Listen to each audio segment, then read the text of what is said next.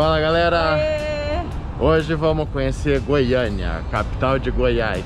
Ou se vocês preferirem, aqui pode ser a capital do estado dos sertanejos, porque tudo que era sertanejo que a gente foi ver nasceu aqui em Goiás.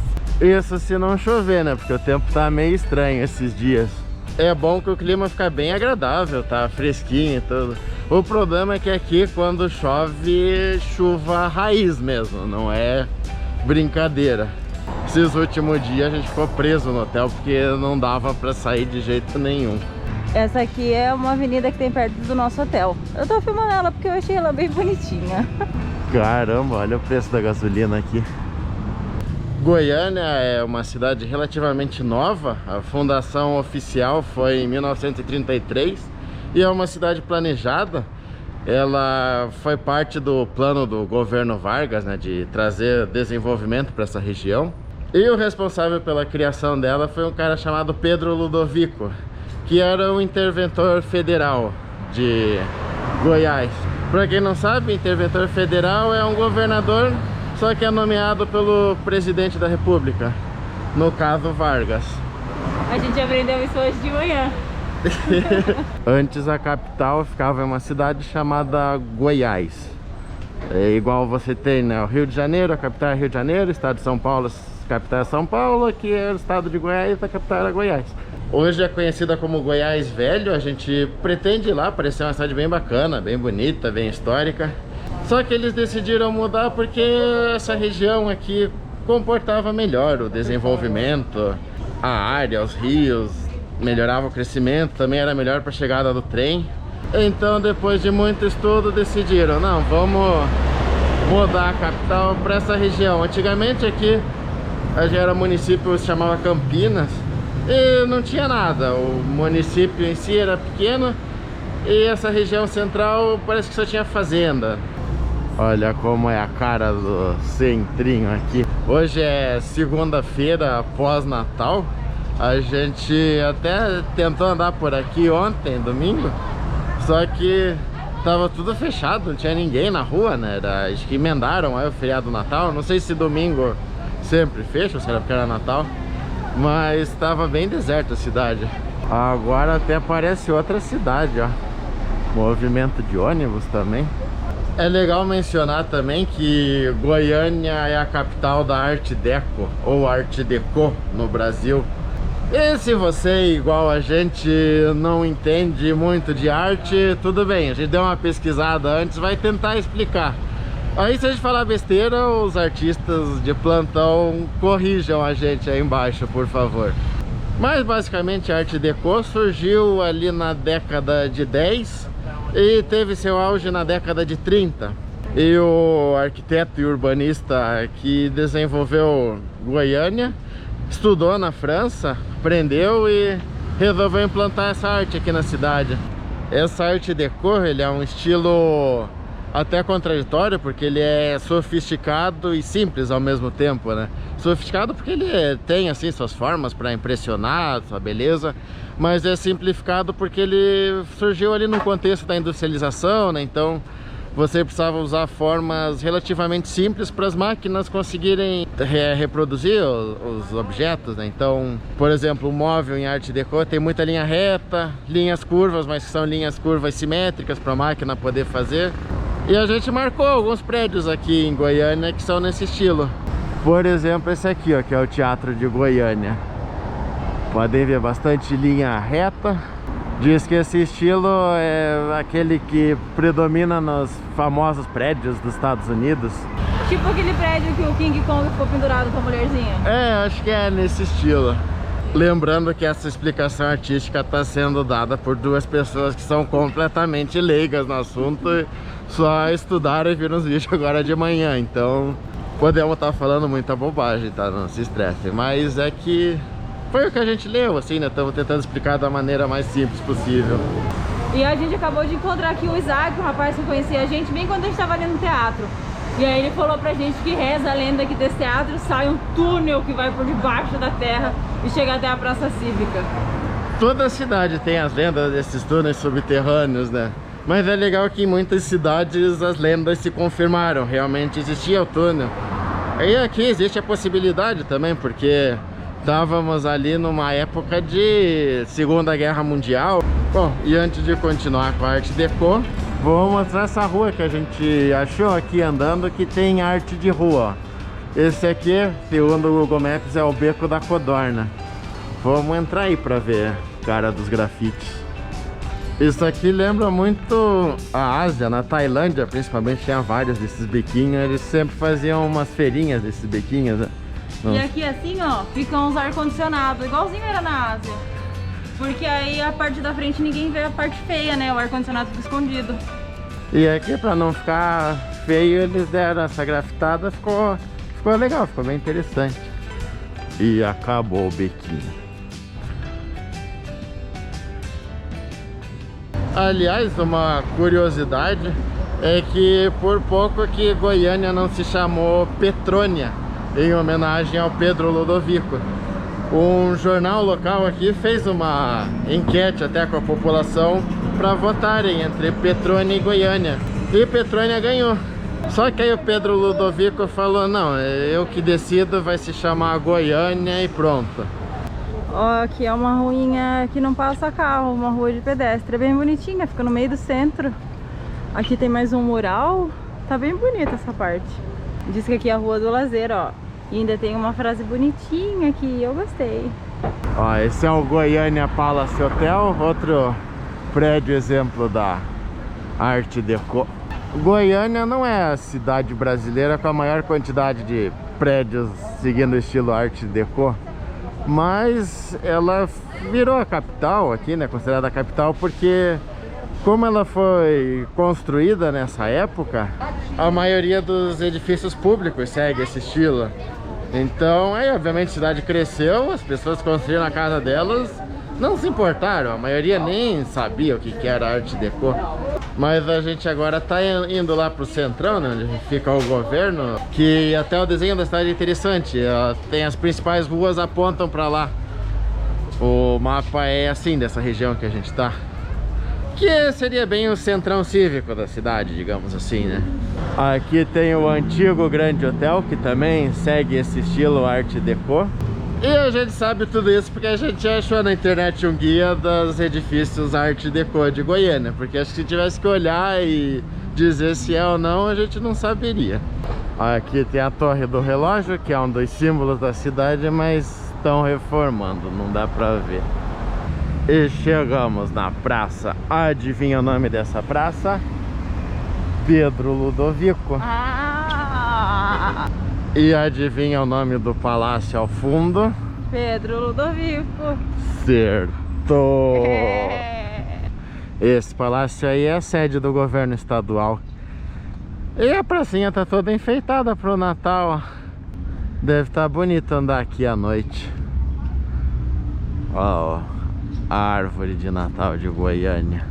E esse aqui, ó, é chamado de Monumento às Três Raças, que é uma homenagem à miscigenação de Goiânia. Representam aí as três principais raças que ajudaram a erguer a cidade, né? Que é o branco, o índio e o negro. Agora explique aí os traços, se isso é Art Deco ou não. Ah, eu já até desisti desse negócio de Art Deco. O Renan que ficou lendo, na verdade, tentando entender. Eu misturei tudo com a arte novo e não entendi nada. Não, escultura é difícil, aí nem... nem me arrisco a tentar explicar como é uma escultura Deco. Mas o prédio do governo é Deco. Como você pode facilmente observar, continue.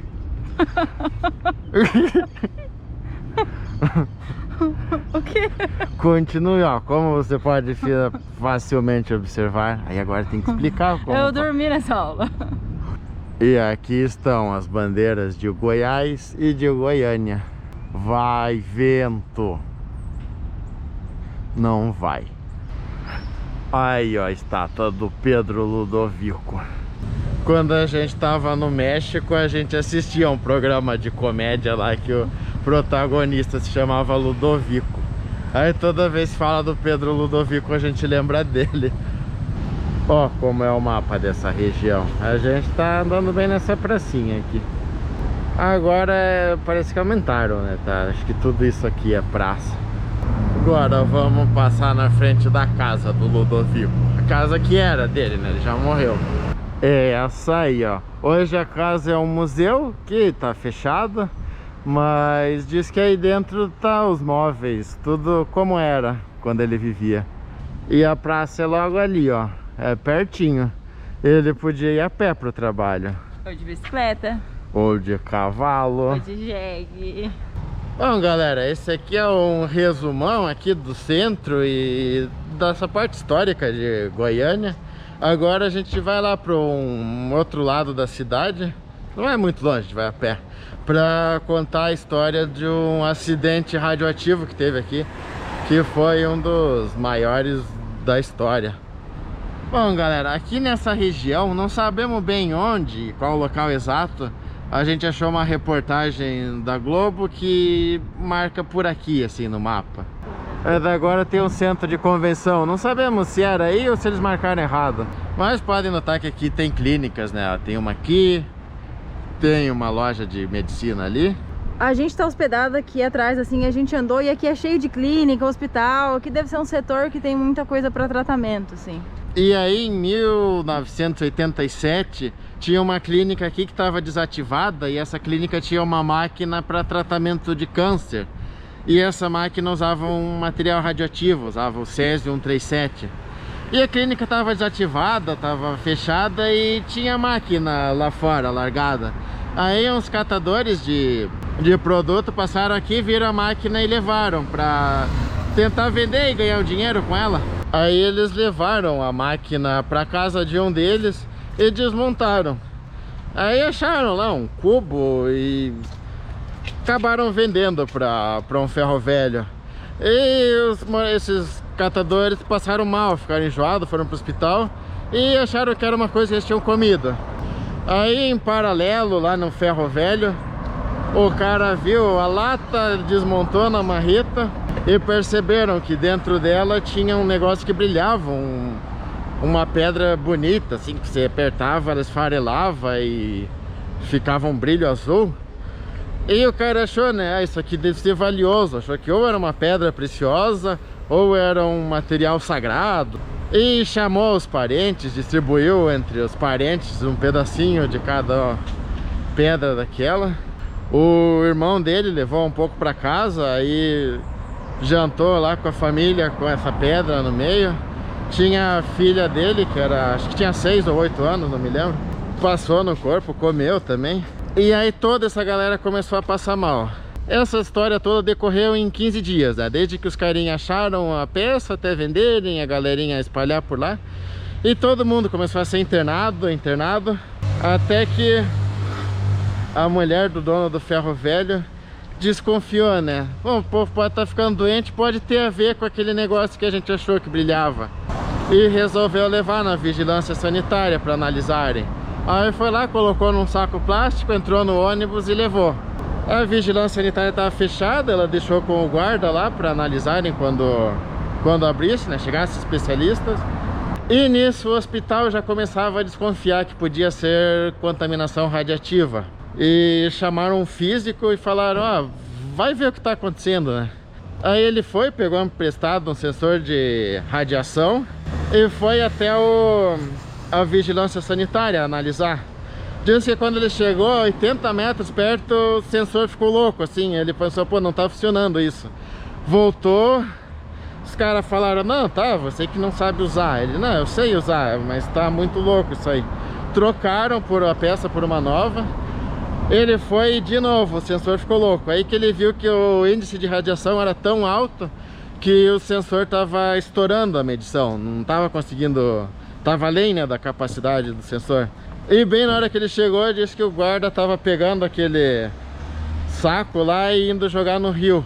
Aí ele falou, pelo amor de Deus, não joga isso no rio, deixa eu analisar primeiro. Perguntou, né, quem que trouxe aqui? Ah, foi uma senhora de tal lugar. Aí ele foi para onde era o ferro velho, lá também o índice de radiação estava altíssimo. E aí foi um caos total na cidade, até Goiânia se destacou internacionalmente, porque foi o maior acidente radiativo do mundo. Algumas fontes dizem que é o segundo maior, que não seja em usina nuclear, né? Obviamente teve Chernobyl, que foi muito maior, mas fora de... que não tenha sido ocasionado por usina nuclear, esse tinha sido maior. Aí, bom, da galera contaminada, 4 morreram. Oficialmente, né? Embora acredita-se que muitos mais acabaram sofrendo as consequências, só que demoraram mais para morrer. Podem ter aí algumas dezenas de vítimas que não se sabe, né? Morreram depois, não se atribuiu a esse acidente. Aí todas as pessoas que tiveram contato com esse Césio foram isoladas, ficaram presas num lugar, recebendo um tratamento, até se recuperarem e poderem sair com segurança para as outras pessoas. A rua, tanto do Ferro Velho quanto onde os catadores desmontaram a máquina, ficou interditada. Eu li que 7 setores até de Goiânia foram interditados, não só a rua. Diz que na rua eles demoliram os prédios, trocaram até o asfalto, que ficou tudo contaminado. As pessoas foram enterradas em caixões de chumbo, as que morreram, e jogaram concreto em cima, puseram umas placas de ferro. E mesmo assim causou pânico, a galera que morava perto do cemitério não queria, foi lá protestar. E nessa falação toda chegamos aqui à rua onde morava um dos catadores, né, onde desmontaram a máquina. Essa aqui foi uma das ruas que ficou interditada. A gente não sabe onde era a casa dele, se ainda existe, mas diz que os terrenos, tanto aqui quanto onde era o Ferro Velho, desvalorizaram muito, né? As pessoas não queriam voltar a morar. Tem até o depoimento de um cara que morava bem na frente do Ferro Velho, que ele diz que vendeu o apartamento dele por 1/5 do valor, porque ele não queria mais voltar para lá. Bem aqui no final dessa rua fica o Mercadão, que também diz que quase faliu. Aí muitas lojas faliram, inclusive, porque ninguém vinha aí, né? O povo, por muito tempo, mesmo depois que liberaram aqui, o povo ficou com medo de vir para cá. Para quem tem curiosidade de saber como funciona, né? A grosso modo, a radiação é uma onda ou partículas que são emitidas. E, por exemplo, o Sol emite radiação, mas é ok, né? O organismo consegue absorver numa boa, tem que cuidar o excesso, mas é uma radiação aceitável para o organismo. Agora, essa do Césio 137, ela era pesada, ele emitia partículas pesadas, então elas entravam no teu organismo e iam arrebentando tudo. Imagina que você está sendo metralhado, só que as balas são minúsculas, são nível partícula mesmo, que atravessa o teu corpo, você nem sente na hora, só que elas entram e quebram tudo. E aí você começa a ter vários problemas, às vezes desenvolve câncer. A máquina, inclusive, era usada no tratamento de câncer, né? Só que, assim, eles expunham a pessoa a uma radiação bem pequena, por um intervalo pequeno de tempo. Mas aí não, a pessoa teve um contato muito grande, direto. Então arrebentou tudo o corpo delas por dentro. Diz até que muitas dessas que morreram, né, dessas 4 que oficialmente morreram por falência múltiplas dos órgãos, que deixou tudo de funcionar. O Mercadão tá fechado, até umas lojinhas abertas ainda. Deve estar devagar agora por ser fim do ano, né? Segunda-feira de pandemia e fim do ano. Acho que não tem muita coisa para funcionar nessas condições. Ó, esse aqui é o estádio esportivo, que se chama como? Pedro do Vico.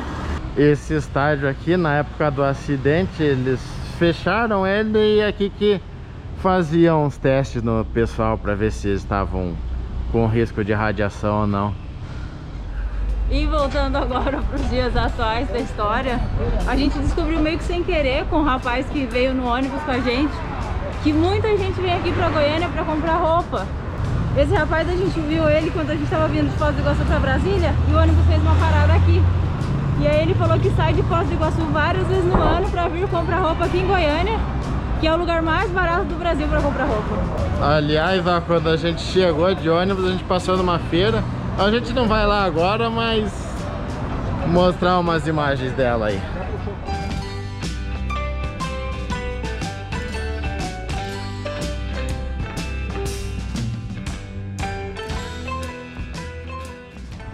E falando nisso, a gente precisa comprar meia. Ali tem uma lojinha que vende 5 pares por 10 reais. 2 reais cada par, acho que tá bom, né? Tá mais barato que o Paraguai. É. Bom, galera, então por hoje é isso. Isso foi um pouquinho aqui do centro de Goiânia. No mais, acho que vale destacar que a gente achou Goiânia uma cidade bem arborizada, com bastante área verde. Tem bastante parque aqui. A gente não foi em nenhum hoje, mas tem no mapa, pelo menos mostram vários. E essa foi uma introdução aqui de Goiás. Ainda tem bastante coisa que a gente quer ver, quer provar a comida, quer... A gente tem que comer o pequi, né? Tem que comer... O que mais? Empadão. Ah é, tem um empadão, né? Quem tiver mais sugestões de comida pra gente provar aqui, lugares pra visitar, comenta aí que a gente vai tentar conhecer aqui no estado. Lembrando que nós não temos carro, então por favor, dicas de lugares que a gente consiga fazer bastante coisa a pé. Ajudaria muito a gente. E é isso, galera. Até a próxima.